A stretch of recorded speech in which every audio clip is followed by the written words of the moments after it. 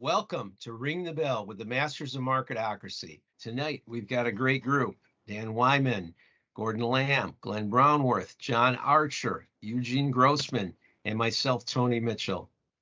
We're going to jump into it here tonight and start talking about the turn in expectations about Fed rate cuts. Last week, Chairman Powell had some great comments that seemingly started to turn everybody's expectations back around toward thinking about rate cuts. And additionally, we had a couple of labor reports that came out that were a little bit worse than expected, meaning more unemployment, more laid off. But this is the kind of market that bad news is good news. So the market's been railing. What do you guys think? When do you think we'll see some rate cuts this year, if you see them at all? We've got 6 more meetings coming up. Beginning of May, we've got one in June, July, end of July, middle of September, beginning of November, just before the election, and then middle of December. Glenn, why don't you start with that one? I know the Fed is basically playing it by ear right now, and I'm sure we are too. I think right now, I know inflation went up a little bit. The jobs numbers were pretty decent. But if you look at some of these companies, some of their numbers are just ridiculous. They're like Netflix, I know we're going to get to that in the future, but they've done amazing numbers. But, I guess people are still spending money. That's the way I see it right now. So if anything, I think the Federal Reserve is going to kind of stand pat right now. I don't think they want to do anything. I know everybody wants them to lower rates, but I don't think we're at that point right now. So I think at the worst, I think they might actually raise rates maybe a quarter of a point, maybe after the election at the most. But it's kind of hard to tell because the economy, I think, is doing okay right now. And I think they're just unwilling to mess with what's going on. I think they might make it worse. It's better to just leave it alone. Very interesting take, Glenn. And I'm going to remind you of what you said when we talk about another question a little bit later here. But let me go around the room here and see what everybody else thinks. Gordon, what's your take? Is the Fed going to cut this year? I think by the end of the year, I think rates are going to remain sort of like the same, because I feel that they wanted to cut rates, but every time they wanted to cut rates, they have new data out that shows that there's still a lot of consumers spending. And so I think they're going to probably go back and forth a bit. But by the end of the year, I think it's going to be relatively unchanged. Thank you, Gordon. You broke up a little there, but I believe you said no cuts through the end of the year. Yeah, it's going to remain the same at the end of the year. Okay. Dan, how do you see it? I think the market's been wrong pretty much the whole time. So, if there's a cut, maybe December. I don't know. I just don't. I agree with both Glenn and Gordon. They're not getting the data to really support a rate cut right now. All right, John, do you see anything different? No, I don't see a rate cut. I think 2 things in particular. I think number one, the Fed has a serious credibility and reputation problem. They let inflation just skyrocket a couple of years ago, and now they're playing catch up. And I think they're real sensitive to lowering rates again. And I just I just don't think there's anything in the cards for this year. Eugene, am I going to be the only one that's going to be a little bit more positive about cuts, or what do you think? I think the entire paradigm of what the Fed is doing is completely wrong. They are looking specifically at employment data. They're missing the forest for the trees in this instance. The economy is strong. The economy can, at these rates, the economy is strong. Their target of 2%. Sorry, It's completely ridiculous. A 2% was artificial. It was completely artificial inflation numbers because the Fed kept rates so low that inflation was so low. What happened, John, in a couple years ago, it was a snapback effect. We had a decade or more of hyper low inflation. It's gonna snap back. Historical inflation is 3 to 4%. We were running 1.4.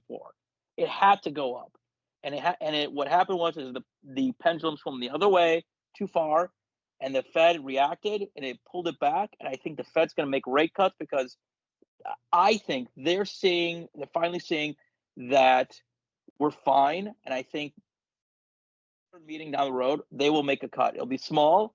They'll make an incremental change, but it'll go down because the markets will be able to sustain it and the economy will be able to sustain it.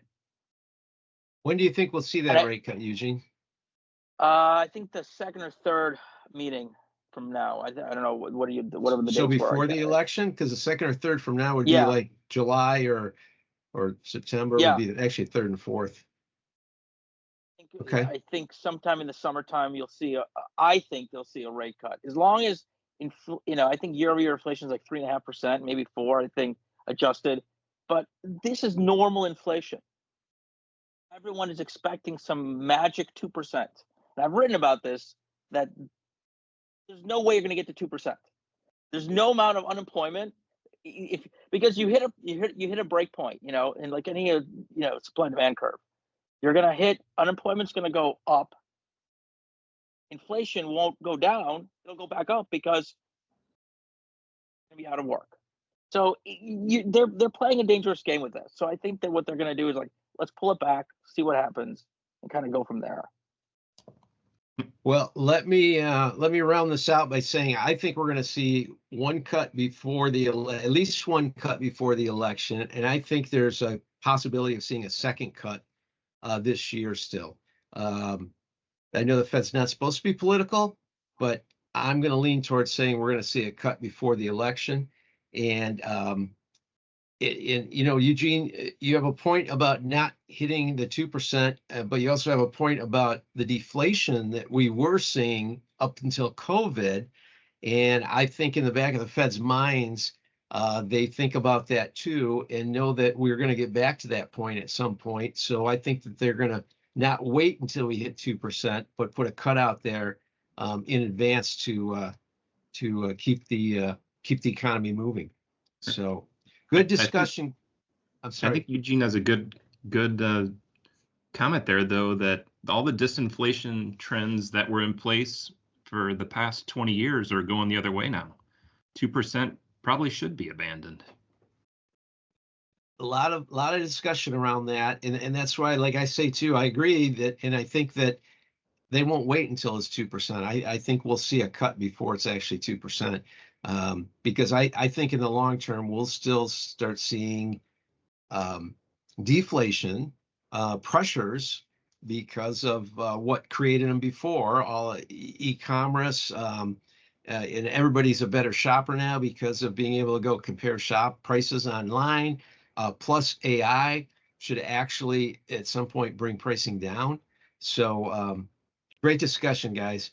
But let's move on and talk about our targets for the S&P. And I'm going to call Glenn out first on this one because the S&P crossed above 5,200 today, first time since the beginning of April. And there's projections out there from different analysts that range from even below 5,000 to our own Glenn Brownworth's call of 6,000 by the end of the year. Glenn, do you still see us getting to 6,000? And how are we going to get there if the Fed is maybe going to hike, as you just said a moment ago? I'm surprised that you're calling for 6,000 and a Fed hike. So let's start with you, Glenn, and then we'll get everybody else's feeling. Actually, in referencing what Eugene said, we've had 20 years of well, at least since 2008, of great inflation, relatively speaking, and low interest rates. And historically, I think inflation's been 3 to 4%. So if we can kind of keep it in there, I think maybe the Fed might actually just raise rates a quarter of a point just to kind of control for kind of any kind of market. I don't know how you call it, like stopping the kind of pulling the reins a little bit on the market a little bit. But you what know? about your target, Glenn? You were projecting 6,000. Are you still on that 6,000 number? I might be off by 100. I'll say that, but I think we were down to 5,000 and we came back to 5,200. So another 800 points, maybe 5,800, 5,900. You know, but I'll still go for the gold. That's All right. almost 20%. Even with a quarter point increase, a quarter point raise. So Eugene, you think I heard you. 20%. Go ahead. Yeah. So you think 20% in the next what? What do we got? 7 months. 7 months to go. Yeah. So you think with the rate hike? Okay. With it, because that's going to be factored in, because everybody thinks that might be factored in anyway. Either a quarter point up or a quarter point down. Once it happens, right, that uncertainty in the market's gone for at least another 3 months. That's when the market takes off again. All right. Yeah. I see no S&P 54, 55. It's going to flatten out over the summer. It's going to stay there pretty much. Hit the trough.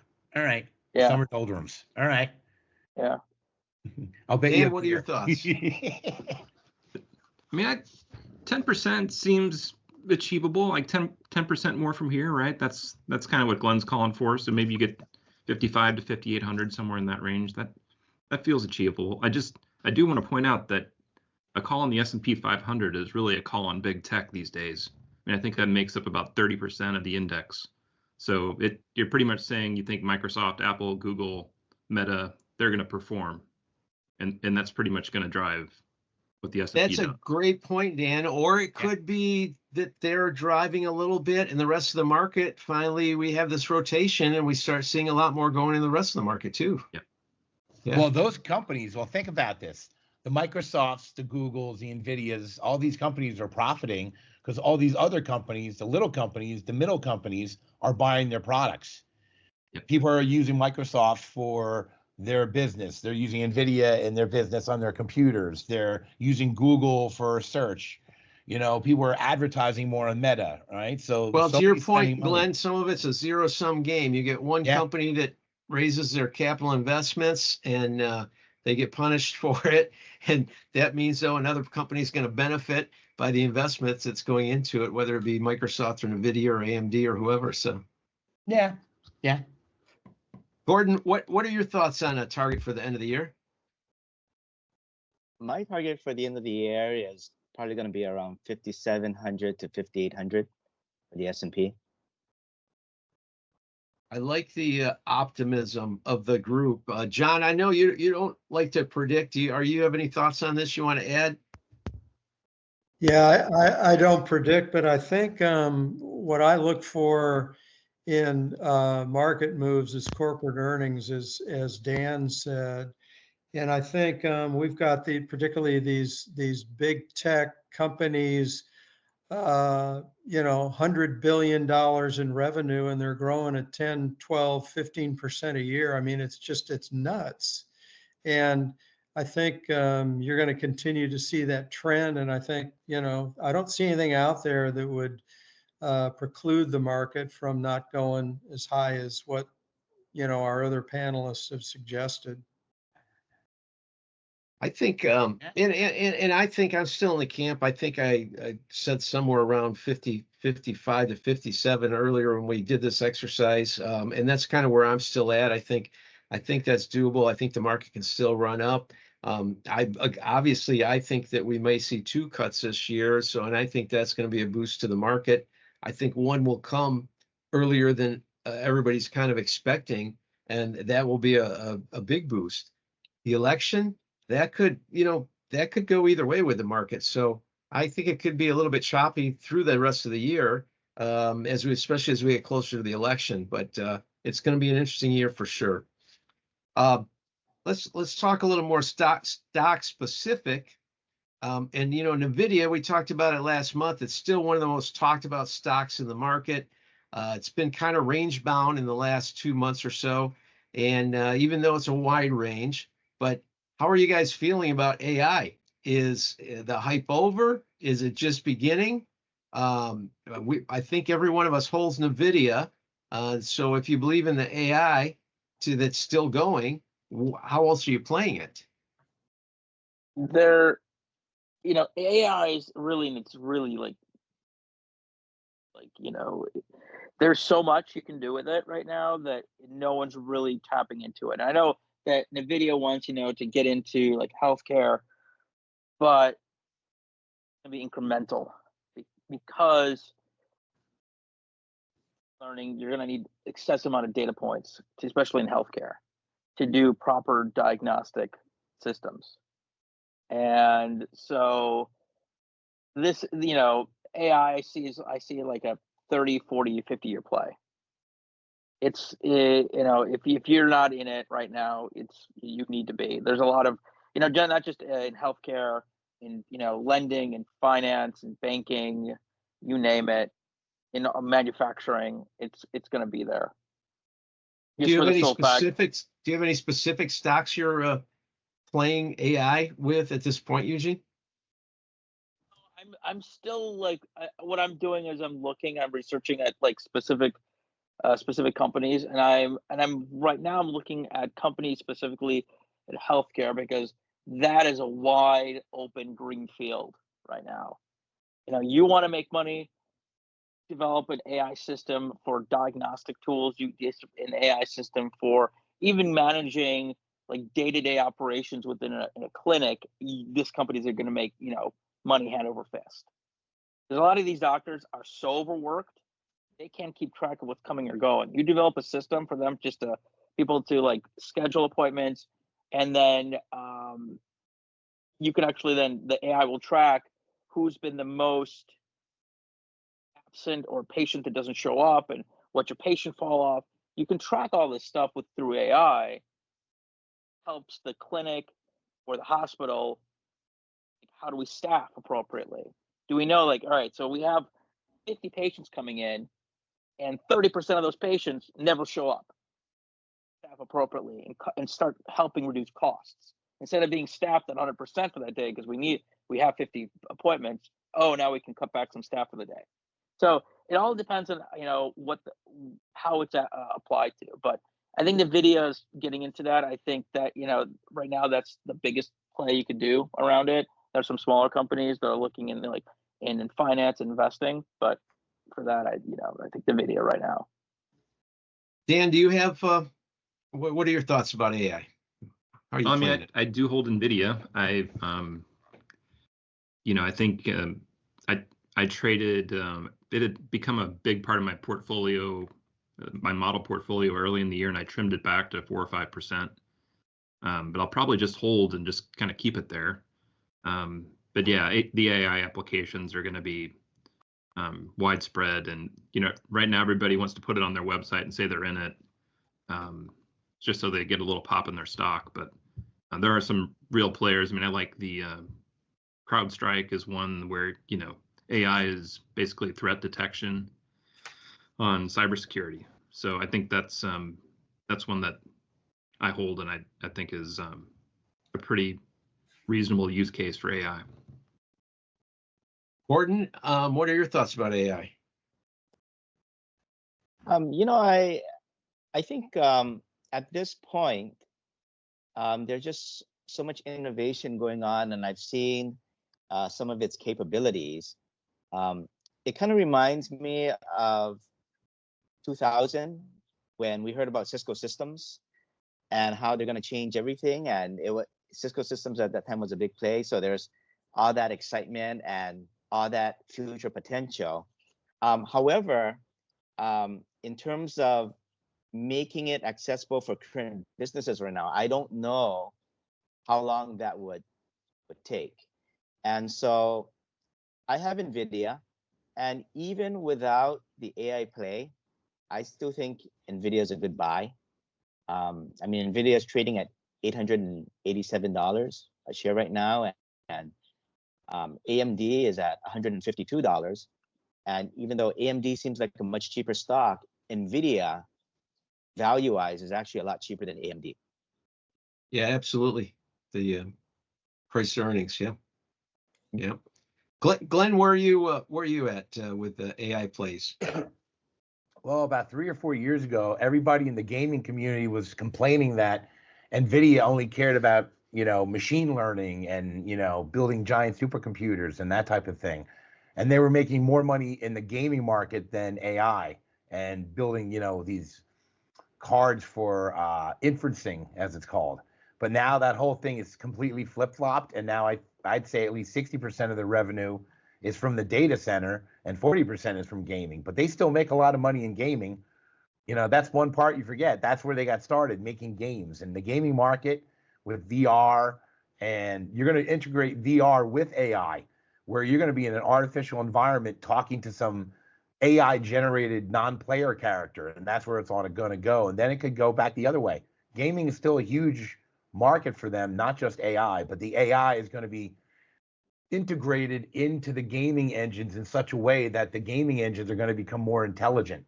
And you're going to be able to say, you're going to be able to talk to your game system and say, build me an artificial universe, build me a castle. All right, put me in the castle. And then it'll just generate it in real time. And you'll be able to go into this thing like a dream world. That's where it's going to go. And it's going to use all these modeling systems because you're going to be doing simulations instead of approximations, if that's the right word. Approximations? Yes. So you're doing a physics simulation instead of just guessing at it. That's where all this is going. So are there any specific stocks that you're into right now because of this, Glenn, besides NVIDIA? One thing I'd look at is maybe Super Micro. They went from $100 to $1,200 in the past 12 months, and they're down about $400 right now. They're one of the largest vendors, OEMs for NVIDIA. So when you buy a server and it's filled with NVIDIA cards, most likely Super Micro is the guy who actually built it for them. And they've taken a pounding lately, but still, they're the guys who build the hardware, and you can't have NVIDIA without a box to put it in, and they're usually the ones who build it for NVIDIA. So why are they taking a pounding? That's a good hit. question. I think they were just way, way, way overpriced. They went from 1,200, they're about 800 right now. I think that's just profit taking. After a year of that kind of roller coaster ride in a year, even with NVIDIA. I believe they were priced for perfection, and they had an earnings report that didn't really live up to what the expectations were, and that's what really hurt them here recently. So, but what you're saying about the company is right on, and that's why it drove it. So, but they were so priced for perfection that they had to over deliver, and they weren't able to do that on the recent earnings report. But a great call out. John, do you have anything specific to, what are your thoughts about AI? And is there any companies that you're playing it with besides NVIDIA? Well, I came late to the party. I added NVIDIA within the last 30 days to the portfolio with a 1% position. So I'm still learning about the company, but I invested because of its revenue growth, its free cash flow, its low leverage. And I did a discounted cash flow analysis on it and came out with about a 20% discount to its fair value based on free cash flow. But from what little I know about the company, I see it as a hardware play. And I think because AI is in its infancy, I think the money that's going to be made over the next 10 plus years are going to be in the software and the services. And I kind of positioned my portfolio in Microsoft, Google, Apple, Salesforce, Amazon. I think those companies are going to apply those NVIDIA chips and things to really make the money. So here's my question. I'm sorry. Because there's going back to this, going back to AI and infancy. I think we're going to stay here unless we get a computing power leap. Well, and I think this is probably the computing power leap that you're talking about right here with AI. Well, no, but AI is only as good as a system as the hardware it runs on, right? So we have silicon chips running AI. We're at capacity of silicon within a microchip. So unless we get the quantum computing actual thing, AI is going to be stuck in this infancy, because the current computing systems, unless we build like, massive server farms to run these things, won't become economically feasible for everyone else. If you go back in the 80s, when you wanted to buy a CD player, they were like $4,000 because the computing power wasn't there. Eventually we got there because we could, because silicon was still more or less still rising in development. But we hit the barrier. We need an actual hardware leap in computing power. NVIDIA is not building that. They're just taking the current model of computer chips, rearranging them, just like Apple is, with their M1, M2, M3 chips. They're a little bit faster, a little bit more efficient, but they cannot make that huge leap. What we did from transistors to silicon. That was a computing leap. We need that next leap for AI to really flourish. Well, that is a very interesting thought, because what it's made me think about here now is back in the day when we were using vacuum tubes. Well, no, not vacuum tubes, but teletype machines tied to a mainframe. And with what Eugene just said, I'm sitting there wondering if we're going to go back to something like that for small people to tie into the large banks of supercomputers that NVIDIA is putting together that do have the compute power, until we do get to that next stage that Eugene's talking about. So that's a very interesting thought. And maybe we might see NVIDIA renting out connections to supercomputers, as a subscription service. And since subscription services are hot, maybe that's where we're going down the road here. That's we could be onto something here, gentlemen, through this discussion. But I'll regress for a moment and go back to my original thought and question, and I'll throw one out that and John, I don't think you're too late to NVIDIA, because I see it going to 1,500 in the next year. Obviously, it might not go 10 times like we saw it in the last year, but I still think there's a runway to go. And I will say, though, NVIDIA is also investing in a lot of other companies, and one I invested in that they're investing in, it plays along with the theme you were talking about, Eugene, and it's a Recursion Pharmaceuticals, ticker RXRX. And this company is all about data, not so much for the scheduling of that, but for drug development. And they're trying to industrialize drug discovery based on using AI to come up with, all the research and things that takes forever for scientists to do by using the power of computing through AI. So that will be an interesting one to watch. And I think that field in general of medical advancements is going to be huge over the next 10 to 20 years. So here you are with looking at medical advancements in drugs and AI. I think this could be a great play here. Yeah, I really think that we need an Elon Musk type millionaire who has money to throw around. Like Elon Musk challenged the whole concept of electric cars, and he built Tesla. We need someone to challenge the whole concept that everyone is understanding of AI and push it forward, develop something like that breakthrough that we didn't have before. I'm sure that somebody will come around and we will see that at some point, hopefully within our lifetimes. Actually, what it will be is we're going to use AI to make that leap from transistors to the next thing. It's going to help create the next thing that actually gets it to the next stage. There you go. Great point, Glenn. Let's move on here. A couple more questions we want to cover, and we're running out of time here, but let's jump into a subject we haven't talked much about, China. There was a recent survey of investors, and only 4% of the respondents said that China is the best place for their money right now. How do you guys feel about investing in China? And if you feel like you could, how are you investing in China? Dan, you want to start with that one? Sure.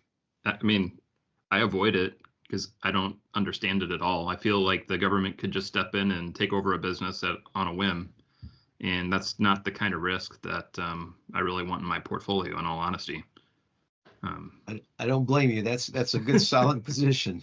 So I mean, I'm in companies that are in China, right? Like Tesla's got a big plant over there, and I've been in Starbucks off and on over the years, and that was a big play for them. But in general, if China needs to do well for me to do well, then it's probably not something that I'm going to be Sure. too interested in. Sure. And ironically, it just helped Apple out because everybody expected Apple's report to be bad from China, and it turned out to be better than expected. So, Right. Yeah. John, what are your thoughts on China? I run the other way. 2 for 2 so far. I can't blame you. I'm going to hold my comments. So, Eugene, what do you think about China? I think it's a good marketplace, but I wouldn't put. I would sell there because it's a huge consumer market, but I would invest in a company from China with a 10-foot pole. There's no transparency. There's no accountability. You don't know what you're getting most of the time. You can have shell company within shell company owned by Xi by himself, essentially, at the end of the day, right? So it's unsafe money. Okay. Glenn, what do you think about China? I would pretty much agree with my fellow investors here. It's a communist country run by a dictator with opaque rules, and in the last year or two, they started raiding offices of foreign companies, basically just to steal their IP and just to get over on them. And it's not going to work. I did have Baozun, a Chinese company, for a little while, but that turned out to just be a dog with different fleas. But I would not put money in Quoting Gordon Gekko. Exactly. Just maybe the only other foreign companies I would invest in would be ASML and TSMC. But other than them, because they're connected to the global semiconductor market, there aren't too many companies I would go to in Asia. Maybe Sony, Japanese companies, Korean companies like a Samsung. But like you said, it's an opaque country. You don't know what you're getting, and it's probably run by the Chinese military anyway. So there are much better places to put your money. Gordon, how do you feel about China? I think overall, if there was just one company that I would invest in that it's a Chinese-owned company, would be Alibaba, run by Jack Ma. So I think about 5 years ago, I had some money in Alibaba. But as you know, in 2020, Jack Ma was about to go with a new IPO with, I think it was called Ant Financial. Yeah, right. Right. And so that was supposed to be a really huge IPO worth about 34 billion. And he was on stage talking about it, and he started to have his opinions against the regulators and against the Communist Party. And a week after he was on stage, he actually got summoned by those same regulators that he criticized. He disappeared. And he disappeared. Yeah. Now, many of you don't know this, but we've kind of experienced it firsthand with people that we know. But in the middle of the night, a lot of times you get a knock on the door and you get dragged out and you're just gone. And you may not hear that in the media, but that's what kind of happens. Now, then he reappears, and all of a sudden, he decides to retire as CEO. Now, people like Jack Ma, they don't retire. I mean, it's in your blood. You're an entrepreneur. You're gonna. It's a game, and you're gonna keep going. But all of a sudden, he's on vacation. You see him in photos on vacation and things like that. And basically, he sort of had to step down because the CCP and the regulators didn't like what he was saying about them. And I would not invest in any Chinese companies, just because of the fact that There's no transparency. They don't want to be audited. You really don't know what you're getting yourself into. However, on the other hand, there are going to be opportunities for people to make a lot of money investing in Chinese companies. But for my sake, I would avoid them at all costs. Well, interesting that well, we are pretty much all agreed to stay away from China. I will say, though, that I've been nibbling back at Alibaba, so I'm glad you brought up Alibaba. I just feel like it's at a point where the risk of the downside is a lot less than the potential upside. Not a big position, but I started going back into Alibaba, and we'll see what happens with it. But outside of that, I'm not big on China. I have the same concerns that all of you expressed too. So I'm very cautious with it. But good discussion. Let's jump into streaming services.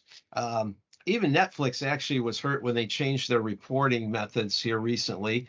But the others have been hurt even worse. Disney, Warner Brothers, Paramount, they've all been taking a bit of a beating. There's a lot of deals being discussed in the space, however. Disney and Warner Brothers just announced a joint venture. Paramount has two potential suitors at the moment.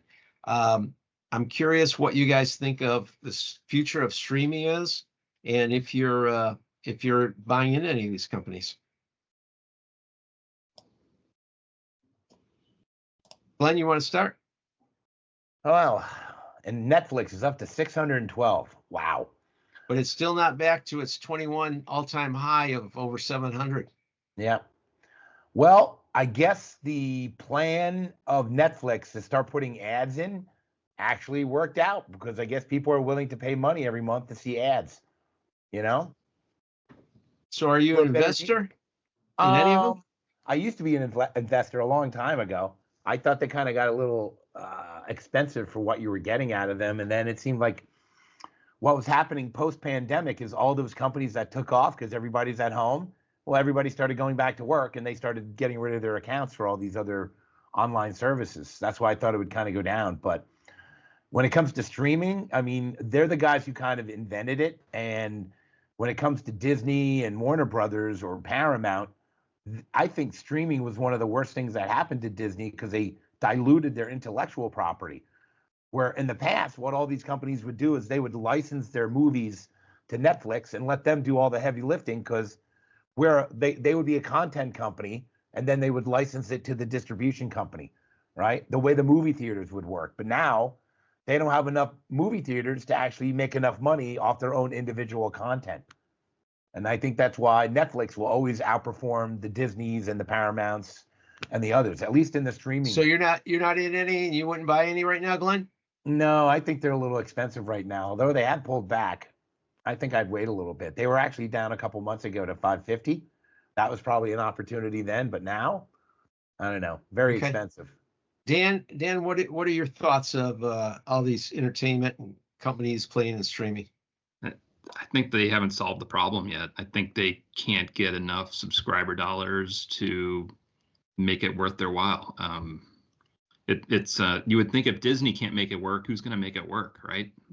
They have all the content in the world, and if they want to hold it and just make you subscribe to get it, you would think they would have pricing power. But what happens is people just sign up for a month, watch what they want to watch, and then unsubscribe, right? I mean, I do that. It's hard to make money. I'd like to think I do too, but I'm reminded that I signed up for Peacock so that I could watch a certain football game months ago, and I don't think I've unsubscribed yet. Right, exactly. That's an important thing. The sports element is really important for all the streaming services. Everybody wants the NFL, baseball, basketball, hockey, and they want to do the streaming now, where it used to be like DirecTV. You had to get that package for that certain.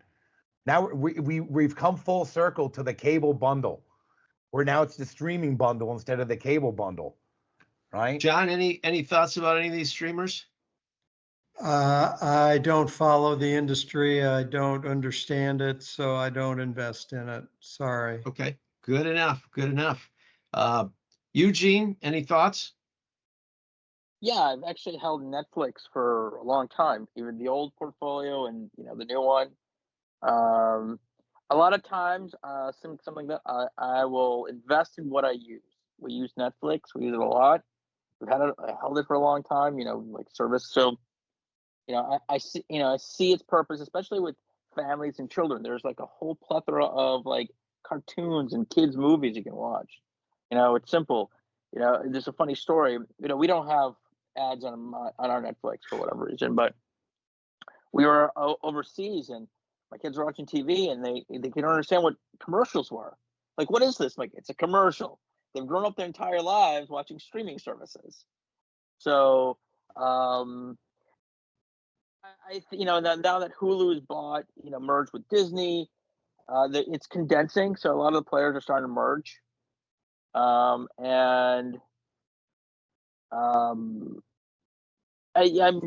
might be that Netflix is a little overpriced. I don't know what Hulu's pricing at right now, but maybe something like that. I think it's there. It's going to stick around. I think what's going to go away is like the DirecTV or the Spectrum. They're losing money hand over fist. People are dumping them. They're getting their cable modems, whatever it is, and subscribing. And you can pick and choose. It is a menu of options you can do what you can't do with cable anymore. And it's interesting that you bring up commercials, and I hate to say that I'm old enough that I remember before cable really was a thing, doing a presentation in a class about the benefits or downsides of cable. And one of the big things, of course, was the time that we wouldn't have commercials if we were paying for cable. And we know that that's really a fallacy now because you still pay for it and you still have commercials. So right. That's an interesting point. Gordon, did you have any thoughts on any of the streamers? We were talking about Netflix and Disney. I know we lost you for a minute here, but Sorry, yeah, my battery died. no worries. In terms of streaming companies, I know companies like Disney did really well with their streaming when COVID came out, and then all of a sudden they had trouble sustaining their, I guess, membership. The only company that I feel would continue to do well in the future is probably Netflix, just because they're such a dominant player. They have so many connections with the studios, and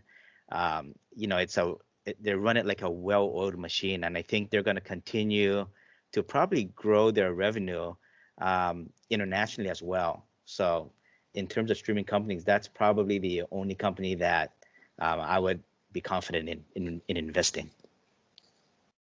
Very good. I hear some positiveness about Netflix. Obviously, they've done well.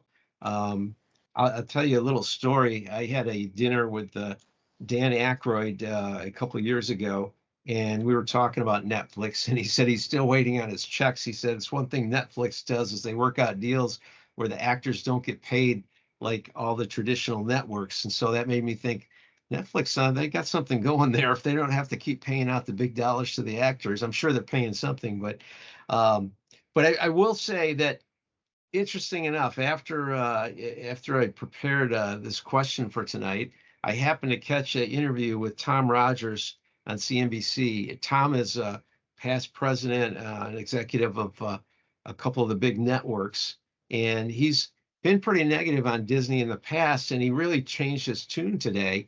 And I think it was a surprise to everybody. And what Tom was saying was that Disney has finally hit the revenues in streaming equal to its revenues in linear TV. And he said that's a big turning point because they're at a point now where they have that scale. And he said it's still going to take a while. There's still some challenges, but he really changed his tune on it. It made me think about it. And I like Disney. Actually, I just added some Disney after they reported, after the stock pulled back, because I felt like it's a good buy at the 105 level that it's trading at right now. So, and then of course they announced the joint venture with Warner Brothers. So I think there'll be a little bit of a shakeout. Who knows what's going to happen with this Paramount deal? But I think there's some opportunities. And Tom was saying too that in 5 years, all these streaming companies are going to be making money, but it's going to take a little bit more time yet. So being a long-term investor, I liked what I heard. And I obviously you don't want to wait for 5 years if it's going to take 5 years, because then it might be too late to actually make the money off the stock. But I've been dabbling in Warner Brothers, even Paramount. As I mentioned, I just added more Disney. So I think there's going to be some opportunities here. That's my take on that. And with that, we'll go to our final question. What's your best buy for our listeners today? John, why don't we start with you? I'm looking at companies that can generate huge amounts of free cash flow. I use that as my basis for discounted cash flow analysis on my valuations, and I keep coming up with Microsoft and Alphabet. I mean, you know, they're trading a little bit below what I consider fair value, but another thing that investors need to look at is net cash on the balance sheet. We've got a lot of companies out there that have huge levels of debt. And these two companies have tens of billions of dollars in excess cash. You look at the cash on the balance sheet, compare it to the total debt, and they've got a lot of financial flexibility. And cash flow is always good, John. I like those calls, especially Google. And I've been looking for an opportunity to actually pick up more. I'm a holder of some. And I will say, I also heard today that OpenAI is supposed to release a competitor to Google on Monday. And if Google gets hit a little bit on it, if it comes out and people say, oh, we better jump out of Google, I think it's going to be a buying opportunity for Google on a pullback. So I hope that happens. I might add to it if that does. So, yeah, don't count them out. yeah. Eugene, what's your best buy for our listeners today? I bought into Coinbase, the cryptocurrency. It's on market, so you can buy different cryptocurrencies. You can actually do actual crypto trading, and it's been doing pretty well for the last year. I think a lot more people, it's becoming normalized. Crypto, there's a lot more people are getting more advanced in understanding how it works and the purpose of it. So I'm an investor in I think a good, not a big position, but a good play would be Coinbase. I just want to put a caveat out there for our listeners because Coinbase is a pretty high beta stock. It's kind of volatile. Right. Full disclosure, I had a short position with some puts on Coinbase in the last 90 days that actually worked out for me. It could go either way. So I'm not giving a necessary opinion. At the time, I felt like it was going down, but it can definitely go either way. So, Gordon, what's your best buy for our listeners today? I've been acquiring shares of Tesla in the last month. Tesla's been beaten down quite a bit. It's trading at about $172 a share today. It's probably down about 40% from its peak. It's down because it's got some bad news as far as car sales. It's declined from the year before, but really, I think I think Tesla's a lot more than just a car company. It's more of a data company, and they're going things into Neuralink, and there's so much new technology that's ahead of them. I think they're gonna bounce back up once they have another product that's out on the media. Tesla is another one that I just want to say can go either way. There's been so many times I wanted to short Tesla. Beginning of the year, it was trading around 260, and I was planning on buying some puts, and then it pulled back a little bit, and I said, oh, maybe I missed it. I certainly didn't miss it because it dropped a lot further than that. I personally, and I love to give the listeners both sides of this, but I personally would probably rather play it short than play it long today at that 175 level. But I'm not, because Tesla is such a momentum stock and there's such a ideal around Elon Musk that it's scary to play it either way for me right now. So I hope it works out for you, Gordon, and anybody else that's in it. Yeah, I was just gonna say my buy range for Tesla's between 150 and 165. So at that price, that's when I usually acquire more shares. Great, thank you, Glenn. What do you have for us today? Well, back to the semiconductor game. I think my pick would be ARM Holdings. They're up 62% for the past year, but they're down about $40 from their high. And I think that's just the initial, yeehaw of them going public and everything like that from last year. So I think at this point, at $104, $102, you might want to start dipping your toes into this company because, they're doing well. Every single cell phone company on earth basically has to use their architecture. And, companies like NVIDIA use ARM technology to make the chips that kind of bind all their servers together, kind of like the central brain, because they don't want to use Intel, but they can make their own ARM chips. And that's another thing that they actually sell. Like they actually sell streaming consoles. They haven't made a new one in 4 years, but their original one is still one of the best gaming consoles, or not gaming console, it's a streaming console where you want to watch, YouTube or Netflix, you would actually watch it on an NVIDIA, on a streaming box from them. They make the best one on the market. So if you want a small chip, it's ARM. That's what I would go with right now. Thank you, Glenn. Dan, what's your best buy for our listeners today? Well, I talked about this one probably 3 or 4 months ago, but I've just come to like it more and more. And that's First Solar. They have a huge backlog of orders, 80 gigawatts of orders, in a company that can only produce 10 to 12 gigawatts of solar panels in a year. But they're expanding their capacity pretty rapidly. They have 3 different projects going right now to expand capacity to 25 gigawatts. And they're going to see demand coming from these tech companies that need to power their data centers. So these tech companies, they want to use green energy to fuel the data centers. So you're going to see, and First Solar is sitting there right in that sweet spot to be able to meet that capacity demand. Now they're benefiting from some tax credits that go away over the next 6 or 7 years. So you have to keep an eye on that, but they continue to drive down the cost of production. Their selling prices for their panels is ticking up a little bit each quarter as they get a little bit more technology a little bit more efficiency into those panels. They're projected to earn about $13 a share this year, and they're priced at $190 today. So with capacity doubling over the next year.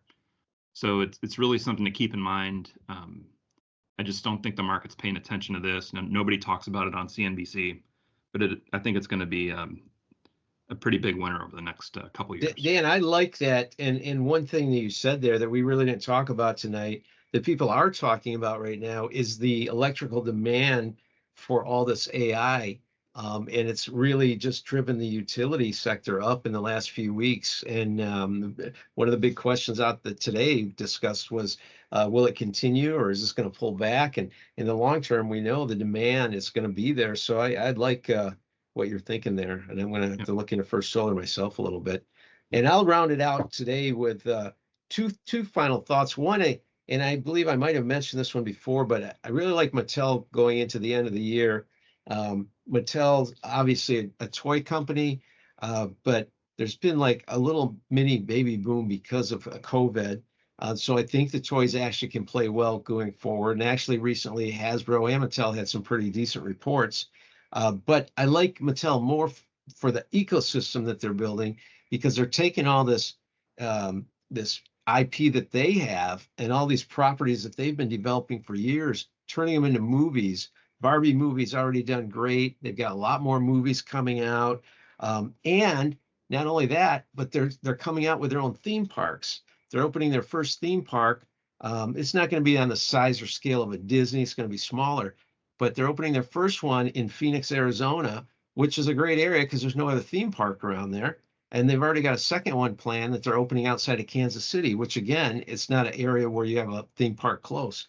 So I like the ecosystem they're building. I like Mattel. I think it's a good value right now. And I think it could be 20. It's trading just under 19 today. I think it can be about 25 by the end of the year.